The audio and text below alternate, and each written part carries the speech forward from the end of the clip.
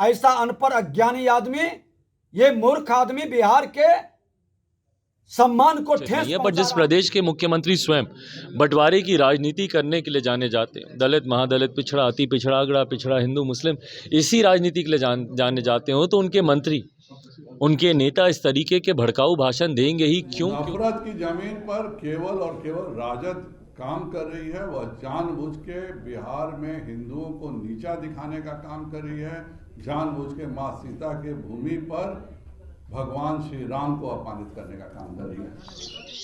दोस्तों नमस्कार, आप देख रहे हैं चौकस भारत। मैं आपका दोस्त ब्रजेंद्र। रामचरितमानस पर शिक्षा मंत्री की जो टिप्पणी वो तूल पकड़ते जा रहा है। अब लगातार इस पर जो बयान है, चाहे वो पक्ष हो या विपक्ष हो या महागठबंधन की सरकार जिसकी है, उसके तरफ से, दोनों तरफ से लगातार ये बयानों के तीर जो हैं वो छोड़े जा रहे हैं।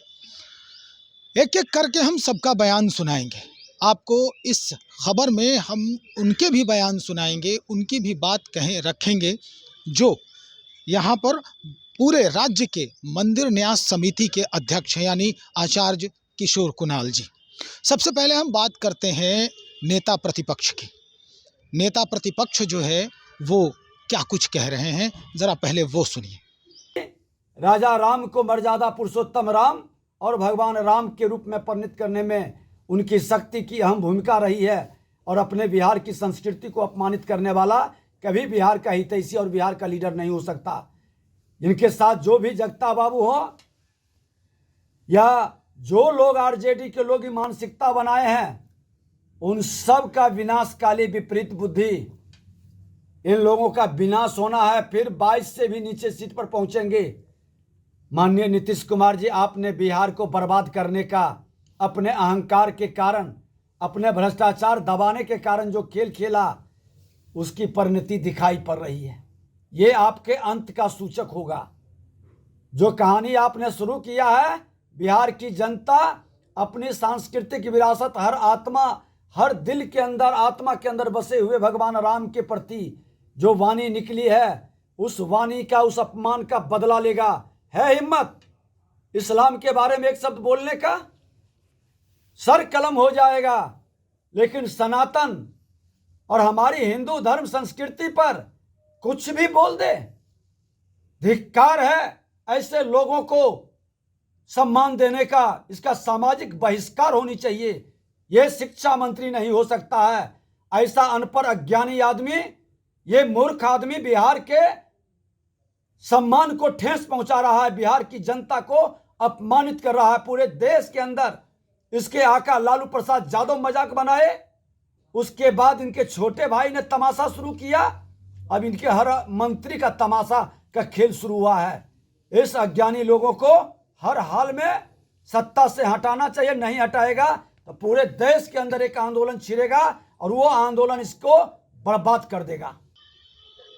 तो सुना आपने, इन्होंने ये स्पष्ट कर दिया है कि विनाश काले विपरीत बुद्धि, यानी जब विनाश किसी की नज़दीक होता है तो उसकी बुद्धि जो है वो बदल जाती है, पलट जाती है और तरह तरह के वो वक्तव्य, तरह तरह की हरकतें करने लगता है। खैर, अब हम आपको दूसरा जो बयान है वो चिराग पासवान जी का, यानी लोजपा रामविलास के जो राष्ट्रीय अध्यक्ष हैं चिराग पासवान, उनका सुनाते हैं, वो सुनिए।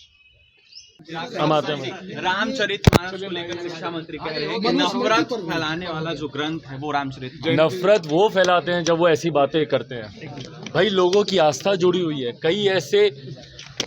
कई ऐसे विषय हैं जिसमें लोगों की आस्था, आपकी आस्था नहीं होगी शिक्षा मंत्री जी, पर कई ऐसे लोग हैं और करोड़ों ऐसे लोग हैं जिनकी आस्था इन विषयों से जुड़ी हुई है। लोगों की आस्था, उनकी भावना से इस तरीके का खिलवाड़ करना कहीं से भी उचित नहीं है। पर जिस प्रदेश के मुख्यमंत्री स्वयं बंटवारे की राजनीति करने के लिए जाने जाते हैं, दलित महादलित पिछड़ा अति पिछड़ा अगड़ा पिछड़ा हिंदू मुस्लिम इसी राजनीति के लिए जाने जाते हो, तो उनके मंत्री, उनके नेता इस तरीके के भड़काऊ भाषण देंगे ही क्यों? क्योंकि उनको ध्यान भटकाना है बक्सर की घटना से। शिक्षा मंत्री हैं, इनको ध्यान भटकाना है बीपीएससी से। सीटेट बीटेट की बहाली से, इसलिए इस तरीके के लोग बयान देते हैं। समाधान यात्रा में नीतीश कुमार नजरबंद कर दे रहे हैं शिक्षक अभ्यर्थियों को, ऐसा भी कहा जा रहा है। भाई क्या समाधान देंगे वो? हाँ, क्या समाधान देंगे? मुख्यमंत्री जो स्वयं तमाम समस्याओं की जड़ हों, उनसे किसी तरीके के समाधान की अपेक्षा भी रखना गलत है। आज स्वामी विवेकानंद जी का आज युवा दिवस के तौर पर इस दिन को मनाया जाता है, और ऐसे में बिहार के युवाओं के हालात देख लीजिए। ऐसा प्रदेश जहाँ पे युवाओं के ऊपर लाठियाँ चलती हो, ऐसे में मुख्यमंत्री समाधान देंगे, ये अपेक्षा रखना भी गलत है। तो सुना आपने कि चिराग पासवान ये कहते नजर आ रहे हैं कि भैया ये तो सीधा सीधा जो वर्तमान समस्या है, एक तरफ मुख्यमंत्री समाधान यात्रा पे गए हैं और यहाँ जो समस्या है अभ्यर्थियों की, शिक्षक अभ्यर्थियों की, उससे मुद्दा भटकाने का ही एक ये हथकंडा अपना रहे हैं शिक्षा मंत्री। बयान ऐसे दे रहे हैं जिसके वजह से लोग असल चीज भूल करके इसमें उलझ जाए। रामायण में सामाजिक समरसता, सामाजिक द्वेष फैलाने का वो ग्रंथ नहीं है, रामायण नहीं है, बल्कि शिक्षा मंत्री जो है वो इस तरह के वाणी बोल करके, इस तरह के जो वक्तव्य है वो दे करके समाज में जो द्वेष है वो फैलाने का काम कर रहे हैं। खैर कोई नहीं, आगे देखते हैं। आचार्य किशोर कुणाल इस पर पूरा जो है अपना जो विचार है उनके वो रखे हैं। जरा सुनिए आचार्य किशोर कुणाल जी क्या कह रहे हैं। हम जानकारी लेना चाहेंगे कि ये जो बयान आ रहा है शिक्षा मंत्री जी का, ये कितना समीचीन है। नहीं, वो तो नहीं, रामचरितमानस पारिवारिक प्रेम और सामाजिक सद्भाव का श्रेष्ठ ग्रंथ है, महाकाव्य है। तुलसी गोस्वामी तुलसीदास जी लोकनायक थे।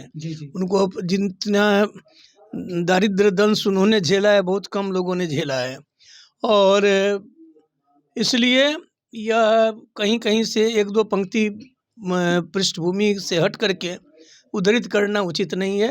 तुलसीदास जी बहुत महान पुरुष थे, समाज के हर व्यक्ति को लेकर आगे बढ़ने वाले थे।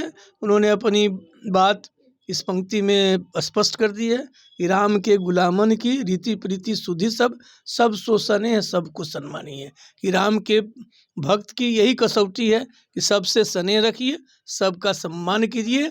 जो व्यक्ति सिया राम में सब जग जानी, करो प्रणाम पानी, उस व्यक्ति पर आक्षेप लगाना अनुचित है। ये किस तरह का, ये क्या राजनीति के लिए हो रहा है? वो सब उनसे पूछिए, मैं केवल आपको तथ्य इस मामले में रविवार को हम लोग सेमिनार करने जा रहे हैं, माननीय शिक्षा मंत्री जी को भी बुलाएंगे और भी लगे रहेंगे, उस दिन हम लोग इस पर विस्तार से।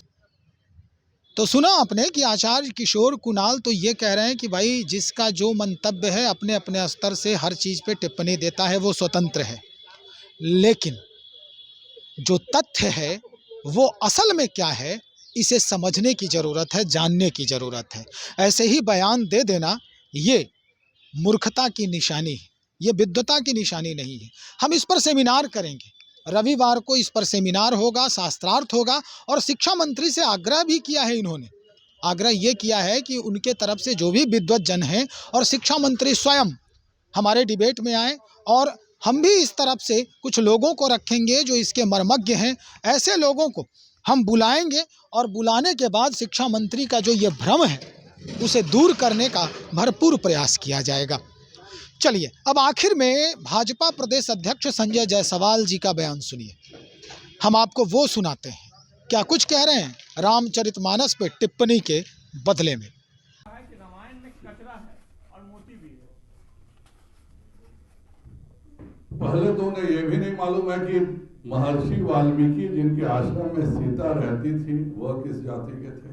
उनको यह भी नहीं मालूम है कि वेद व्यास क्या जाति में थे। अगर वर्ण व्यवस्था थी तो यहाँ पे इसी मगध पर जरासंध जी का शासन कैसे हुआ, चंद्रगुप्त का शासन कैसे हुआ, राजा चौहरमल का शासन कैसे हुआ। कोई ऐसा हिंदू में उपजाति नहीं है जिसके महाराजा नहीं हुए हों हिंदुस्तान के इतिहास में। ऐसी एक जाति आप खोज के दिखा दीजिए जिसके राजा इस हिंदुस्तान में नहीं हुए हो। तो यह सभी को लेकर चलने का था, और हम सब कुछ याद रखते हैं, भागवत गीता को हम बिल्कुल याद नहीं रखते हैं। भागवत गीता के 18वें अध्याय के 41वां श्लोक में खुद भगवान श्री कृष्ण ने कहा है कि हे परतम, ब्राह्मण, क्षत्रिय, वैश्य और शूद्र के कर्म स्वभाव से उत्पन्न गुणों के अनुसार विभक्त किए जाते हैं। तो यह भागवत गीता का इस ज्ञान को अगर आज कोई कहता है, उसको कहता है, और कभी भी हमारे यहाँ समाज में बंटवारा नहीं रहा। यह मुगलों के आक्रमण के बाद से यह सब विसंगतियां आई हैं और जानबूझ करके इसको उठाने का लज्जा बहुत ही गलत और कुत्सित प्रयास राजद कर रहा है। राजद की हम लोग भर्त्सना करते हैं और राष्ट्रीय जनता दल के राष्ट्रीय अध्यक्ष लालू जी से पूछना चाहेंगे कि क्या वह रामचरितमानस और भागवत गीता को नहीं मानते क्या? अगर वह मानते हैं, अगर भगवान राम के प्रति उनको जरा भी श्रद्धा है, तो चंद्रशेखर को निष्कासित करें और उनके प्रदेश अध्यक्ष को माफी मांगना चाहिए। जो है राम मंदिर पर सवाल खड़ा कर चुके हैं। उन्होंने कहा कि कहीं न कहीं ये नफरत की जमीन पर राम मंदिर बनाया जा रहा है। आज जो है नफरत की जमीन पर केवल और केवल राजद काम कर रही है। वह जानबूझ के बिहार में हिंदुओं को नीचा दिखाने का काम कर रही है। जानबूझ के माँ सीता के भूमि पर भगवान श्री राम को अपमानित करने का काम कर रही है। तो सुन लिया आपने, ये संजय जायसवाल जी ने तो स्पष्ट कर दिया है कि अगर इस तरह के बयान देने का जो मकसद है इनका, वो मकसद हिंदुओं के जो आस्था है, हिंदुओं की जो आस्था है उस पर यह कुठाराघात है। और शिक्षा मंत्री एक सामाजिक कार्यकर्ता है, समाज से रूबरू रहते हैं, उनके पास सभी धर्म सभी संभाव के लोग पहुंचते हैं, और ऐसी परिस्थिति में अगर ये इस तरह का बयान दे रहे हैं तो ये उचित नहीं है।